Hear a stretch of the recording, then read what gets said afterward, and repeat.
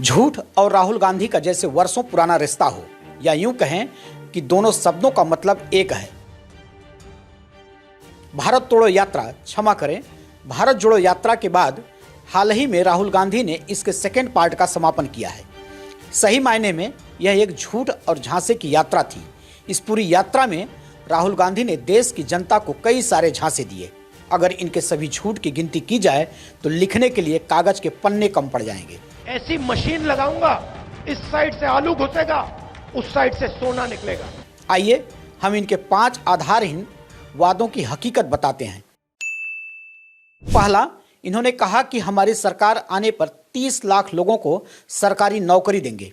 सरकार में आने के एकदम बाद हमारा पहला काम होगा कि 90% को 30 लाख सरकारी नौकरियां हम दे देंगे। 30 लाख नौकरी देने का वादा करते समय राहुल बाबा यह भूल जाते हैं कि 2014 के पहले केंद्र में इनकी ही यूपीए सरकार थी। योजना आयोग के institute of applied manpower research की एक रिपोर्ट के अनुसार 2004-05 और 2009-10 के दौरान यूपीए सरकार में सबसे ज़्यादा बेरोजगारी रही।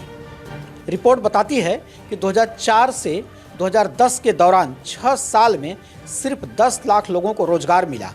मनमोहन सिंह के 2012-13 के कार्यकाल में भारत सबसे कम आर्थिक विकास दर पर पहुंच गया था। आइए अब इनके दूसरे झूठ की ओर बढ़ते हैं। राहुल बाबा ने कहा कि मनरेगा जैसा अप्रेंटिसशिप योजना लाएंगे जो गारंटेड रोजगार देगा। हम मनरेगा प्रोग्राम लाए थे, वैसे ही हम हिंदुस्तान के युवाओं को, सब युवाओं को अप्रेंटिसशिप का अधिकार देने जा रहे हैं। अब थोड़ी मनरेगा की सच्चाई को भी समझ लें। 2006-07 में 2.11 करोड़ लोगों को मनरेगा के तहत रोजगार मिला था, जबकि मोदी जी के राज में 2020-21 में 7.56 करोड़ हाथों को रोजगार मिला। आज यह आंकड़ा 8 करोड़ को पार कर रहा है। मनमोहन सिंह की सरकार में मनरेगा के तहत ग्रामीण इलाकों में प्रत्येक परिवार को 2014 तक 38 दिन का काम मिलता था, जो 2020-21 में लगातार बढ़कर 52 दिन प्रति परिवार हो गया। आज नरेंद्र मोदी की सरकार में 100 दिनों का रोजगार उपलब्ध कराया जा रहा है। इसी को मोदी की गारंटी कहते हैं। राहुल गांधी का तीसरा झूठ परीक्षा पेपर लीक से जुड़ा है, जिसे रोकने के लिए राहुल नया कानून बनाने का वादा कर रहे हैं। तो हम एक नया कानून लाएंगे, पेपर लीक के खिलाफ एक कानून, जिसमें हम एग्जाम दिलवाने का तरीका स्टैंडर्डाइज कर देंगे। राहुल गांधी तब कहां थे जब इनकी इस अशोक गहलोत सरकार में राजस्थान माध्यमिक शिक्षा बोर्ड द्वारा शिक्षकों के लिए राजस्थान पात्रता परीक्षा REET में पेपर लीक हो गया था। परीक्षा के आधार पर राज्य के विभिन्न सरकारी स्कूलों में 33,000 शिक्षकों की नियुक्ति होनी थी। पेपर लीक की आज तक की सबसे ज्यादा वारदात राजस्थान में हुई है। कांग्रेस युवराज के अब चौथे फेंक की ओर चलते हैं। इन्होंने कहा कि राजस्थान की तरह गिग GIG श्रमिकों के लिए सामाजिक सुरक्षा कानून बनाएंगे। ऑनलाइन प्लेटफॉर्म के लिए काम करने वाले कर्मचारी गिग वर्कर कहलाते हैं। इसमें स्विगी, जोमेटो, ओला, उबर जैसे ऐप आधारित प्लेटफॉर्म वाले श्रमिक आते हैं।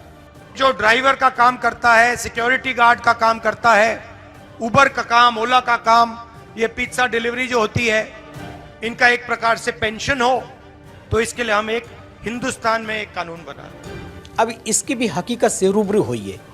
कहने के लिए सरकार ने गिग वर्कर के लिए 200 करोड़ का बजट तो बना दिया था, लेकिन इस नियम को इतना जटिल कर दिया कि कोई श्रमिक उस कैटेगरी में बैठ ही नहीं सका। 1,000 रुपये की प्रतिदिन कमाई करने वाले ही इसकी सामाजिक सुरक्षा की श्रेणी में आ सकते थे, जबकि सभी वर्करों की रोजाना इतनी कमाई नहीं थी।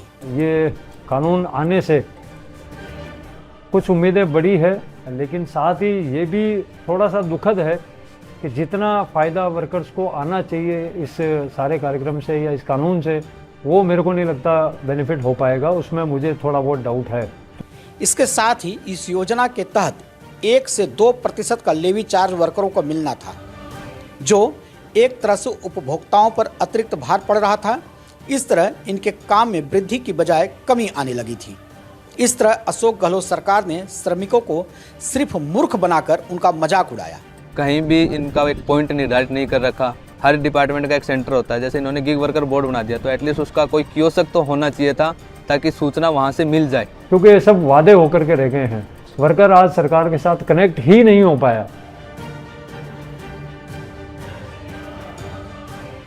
आखिर में उनकी पांचवी मिथ्या की हकीकत को भी समझते हैं। राहुल बाबा कहते हैं कि स्टार्टअप इंडिया और मेक इन इंडिया प्रधानमंत्री मोदी के नेतृत्व में फेल हो गया है। हम स्टार्टअप के लिए धन मुहैया कराएंगे। नरेंद्र मोदी जी ने स्टार्टअप इंडिया किया, स्टैंड अप इंडिया किया, मेक इन इंडिया किया, कोई फर्क नहीं पड़ा। वो सारा का सारा 2-3 अरबपति उठा के ले गए। राहुल बाबा यह कहने से पहले एक बार इससे जुड़ी आंकड़ों को देख लिए होते तो आज आपकी छीछा लेदर नहीं होती। स्टार्टअप इंडिया योजना के तहत जमीनी स्तर पर कारोबार को बढ़ावा देने के लिए बैंकों ने 7 वर्षों में 1.80 लाख से अधिक लाभार्थियों को 40,700 करोड़ रुपए से अधिक की धनराशि मंजूर की है, जबकि राहुल बाबा 5,000 करोड़ रुपए पर ही अटके हुए हैं। इसका मतलब यह है कि मोदी सरकार इससे कई गुना अधिक पहले ही दे चुकी है। आर्थिक सशक्तिकरण के उद्देश्य से इस योजना को नरेंद्र मोदी सरकार ने 5 अप्रैल 2016 में शुरू किया था, जिसे 2025 तक बढ़ा दिया गया है। वहीं कांग्रेस शासित राज्य कर्नाटक में स्टार्टअप फंडिंग एवं एफडीआई में भारी कमी देखी जा सकती है। इसके साथ ही स्टार्टअप में महाराष्ट्र के उप मुख्यमंत्री देवेंद्र फडणवीस के नेतृत्व में सबसे ज़्यादा उछाल देखा गया है। देश के कुल स्टार्टअप में अकेले 20% की हिस्सेदारी महाराष्ट्र की है। Maharashtra has become a startup capital for India, and not just startup capital, it's also unicorn capital of India because it hosts 25% of the unicorns. Devendra Fadnavis की सकारात्मक नीतियों की वजह से आगे भी लगातार यह बढ़ोतरी देखी जा रही है। राहुल बाबा कांग्रेस की झूठ बोलने वाली पुरानी परंपरा को छोड़कर देश हित में तथ्यात्मक बोलना सीखिए। अब देश झूठ और फरेब से नहीं चलेगा, क्योंकि मोदी राज में नए भारत का युवा सब कुछ जानता और समझता है।